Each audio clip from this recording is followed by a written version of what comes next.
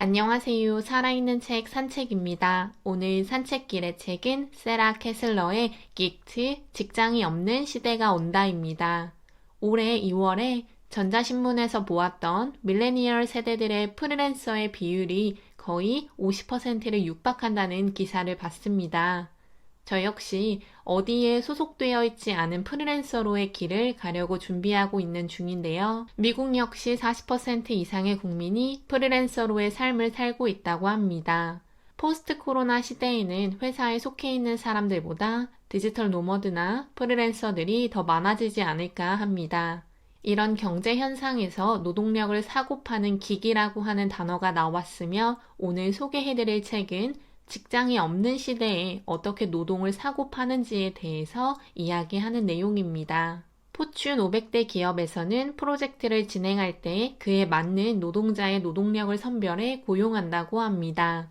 하나의 큰 프로젝트를 위해서 다양한 일감으로 나누어 회사에 속해 있지는 않지만 그들이 가진 노동력을 이용해서 회사에서 원하는 프로젝트를 마무리할 수 있도록 하는 겁니다. 이는 어떤 회사의 소속으로 된 직원이 아닌 자기 자신이 아주 작은 사업체의 사장이 된다는 것을 의미한다고 하는데요. 긍정적으로 이런 상황이 이루어진다면 앞으로 사람들은 9 to 5, 9 to 6와 같은 시간에 얽매이지 않아도 된다는 것을 이야기합니다. 또한 회사에 속해 있으면서 자리에는 앉아 있지만 머릿속으로는 다른 생각을 하는 시간을 낭비하지 않아도 됩니다. 노트북 하나만 있으면 어디든지 여행을 가서 일을 할 수 있다는 것도 장점입니다. 저자도 이런 발상이 굉장히 매력적이라고 하는데요. 특히 포스트 코로나 시대, 불안정한 일자리 시대, 인공지능에게 직업을 뺏기는 시대에도 자신이 할 수 있는 일을 준비해서 원하는 일을 할 수 있다는 이야기라고 생각이 됩니다. 이런 현상이 달콤한 유혹으로 밀레니얼 세대들에게 가지 않았나 하는데요. 하지만 우리가 알다시피 프리랜서는 일을 구하지 못하면 생계를 이어나가는 데 쉽지 못하고 이 책 역시 처음에는 자신이 일하고 싶을 때 일을 할 수 있는 것이 시간적인 여유도 있다는 생각이 들지만 결국은 오래지 않아 다시 회사를 가거나 자기가 하고 싶어 하지 않았던 일을 하면서 생계를 유지하는 사례들을 보여줍니다. 저자가 인터뷰한 사람들 중에서 역시 안정적인 삶을 유지하면서 기익을 만끽하는 사람들은 없었는데요.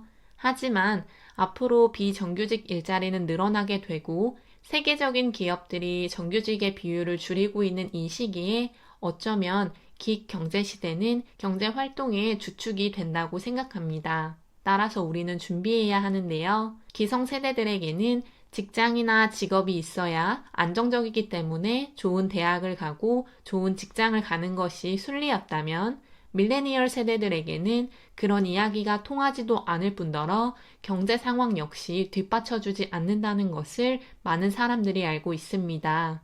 따라서 저자의 말처럼 우리에게 펼쳐진 노동의 미래는 어떤 사람들에게는 기회를, 어떤 사람들에게는 위험을 줄 수 있다는 것을 깨닫고 준비해야 합니다.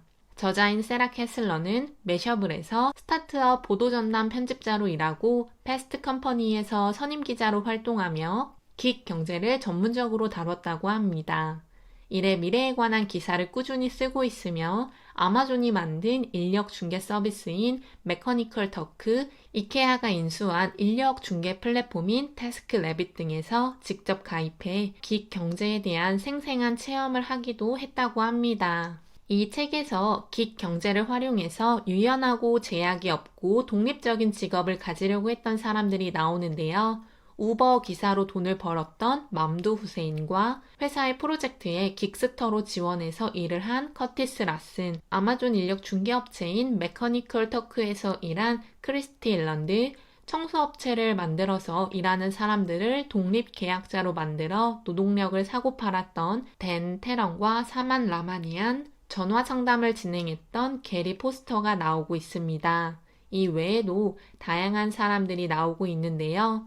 이들은 처음에 기익 경제 활동을 마음에 들어했지만 그들은 결국 다시 정규직으로 가거나 다른 생계를 유지할 수 있는 일을 하게 되었습니다. 우버 기사로 돈을 벌었던 맘두 후세인은 처음에는 우버의 높은 수수료와 자신이 원할 때 일할 수 있는 것을 장점으로 삼았지만 우버가 회사 수수료를 지속적으로 높이고 기사들의 수수료를 낮추는 행동을 통해서 처음과 다른 모습을 보여주자 회사 건물 앞에서 시위까지 진행합니다. 프로젝트 긱스터로 일했던 커티슨 라슨 역시 원래 일하던 정규직을 그만두고 긱스터로 일하면서 돈을 꽤 벌었지만 스페이스 X에서 일자리를 제안함으로써 자기가 원하는 회사여서 돈을 적게 받고 이직을 하게 됩니다. 전화 상담을 진행한 게리 포스터 역시 에어컨에 관한 문의를 많이 받는 상담에서 여름에는 잘 되었으나 추워질수록 돈을 잘 벌지 못했고 독립계약자였기 때문에 그가 직접 일을 하지 못하면 돈을 많이 벌지 못해 나중에는 화물 운전을 하는 직업을 다시 갖게 됩니다. 이렇듯 긱 경제 상황에서 직업은 확연한 장점과 단점을 가지고 있습니다. 책에 나와 있는 것처럼 독립적이고 시간, 공간의 유연성과 독립계약자로서 기업에 속해 있을 때보다 간섭을 덜 받는다는 장점이 있습니다. 또한 주어진 일이 아니라 자신이 좋아하는 일을 하면서 돈을 벌 수 있다는 장점도 가지고 있는데요. 하지만 아직까지는 장점에 비해 단점이 확연히 더 많음을 책에서도 이야기해주고 있습니다. 일이 없으면 생계가 유지되지 않고 적당한 돈을 모아두지 않았다면 지속해서 일을 해야 합니다. 또 아프다고 일을 못했을 때 회사처럼 병가를 주는 것도 없고 일을 내가 계속해서 스스로 찾아 나가야 합니다. 뿐만 아니라 긱 경제활동을 사회 전체적으로 진행하고 있지 않기 때문에 아직은 보편적이지 않다고 합니다.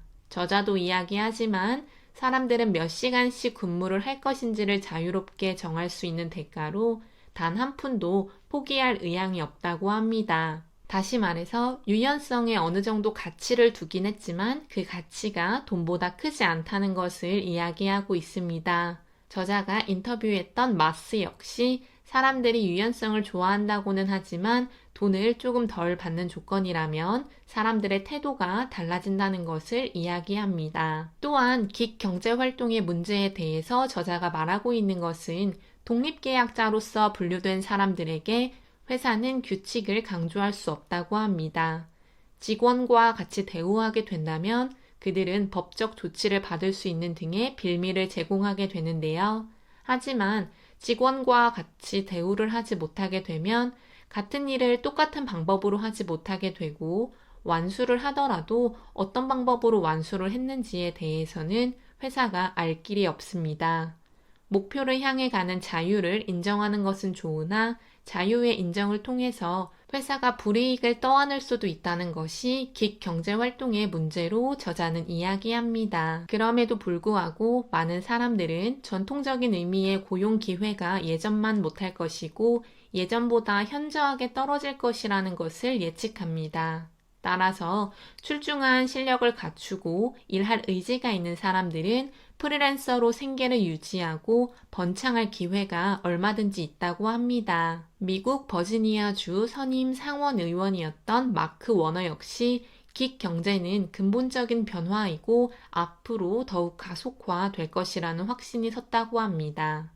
긱 경제의 물리적인 규모가 아직은 작다고 하지만 앞으로는 더욱 커질 것이라는 것을 책에서는 말하고 있습니다.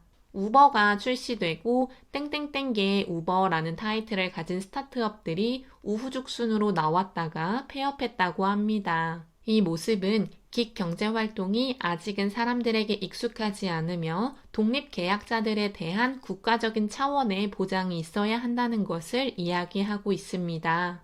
긱스터들이 가지고 있는 전통적인 풀타임 노동자에게 제공되는 복지 혜택을 받을 수 없음과 복지 혜택을 받더라도 그것은 의무가 아닌 선택이며 기업의 입장에서 노동자들이 목표를 완수할 때 제대로 된 방법이 아니어도 돈을 지불해야 하는 것들을 문제라고 이야기하고 있습니다. 프리랜서들이 회사에 소속되어 있지 않음에도 불구하고 직원처럼 부려먹으려고 하는 부분들은 프리랜서의 권리를 더욱 찾을 수 있도록 국가적인 차원으로 노력해야 한다는 것도 이야기합니다. 고도의 기술을 가진 사람들은 긱스터, 긱 경제활동에서 자신의 일을 하면 회사에 소속이 되어 있을 때보다 훨씬 더 많은 연봉, 급여를 받게 된다고 합니다.